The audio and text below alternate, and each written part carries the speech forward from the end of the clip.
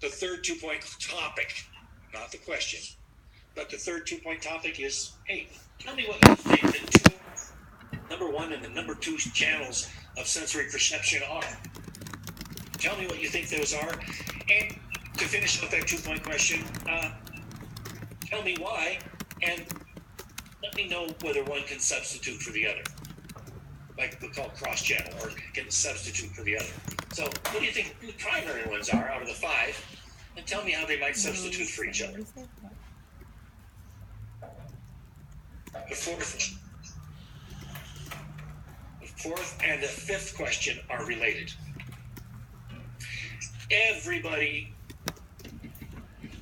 Nobody gets this, all 2 points, which is not a whole lot, but they're here. I gotta put screen share back on. Bear with me.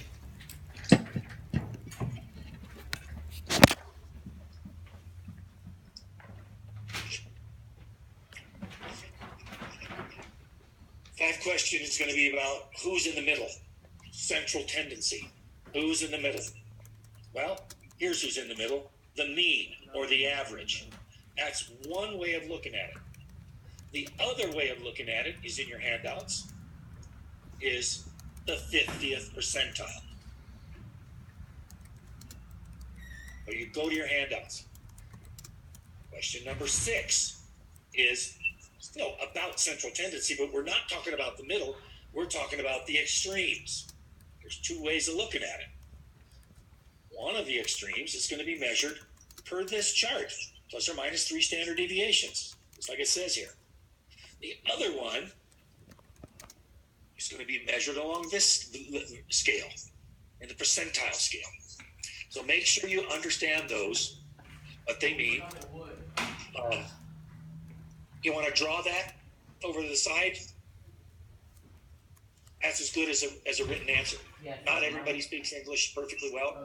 You're artists, you can communicate with drawings as well as words. You give me the answer in words and drawings, or words, or just drawings. An answer is an answer. If you get it, you get it. All right. We can just put it on that board. That's nothing on that. 6, 7. I took out all the through that.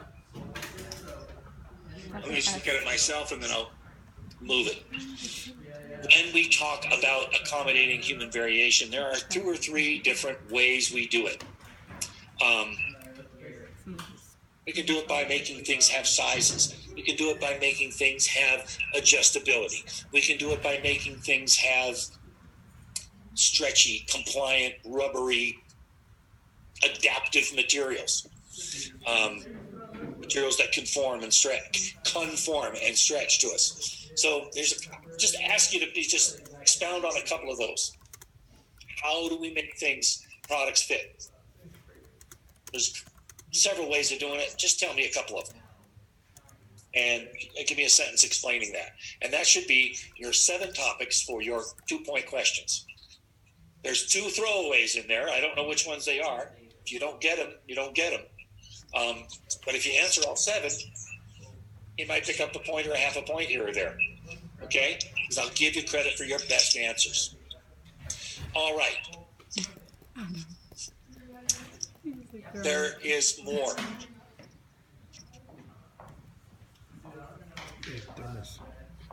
There are 3 essay topics. You have to answer number 1. You can answer 2 of these, number 1 and number 2, or number 1 and number 3, for a possibility of 10 points. Each of these should be no less than a half a page. A page should be sufficient if it's a good solid answer without too much fluff in it. I want you to follow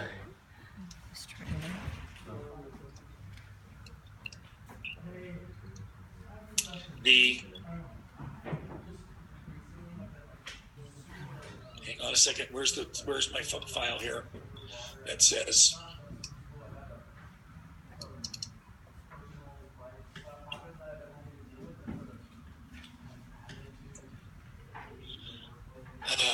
assignment guide. Where is it? Assignment guide.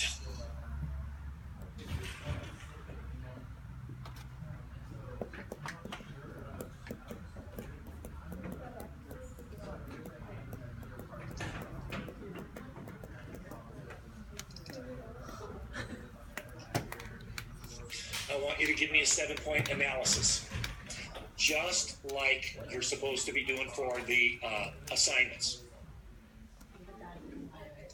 You can tell me what the product is. You can describe a product or an environment that you're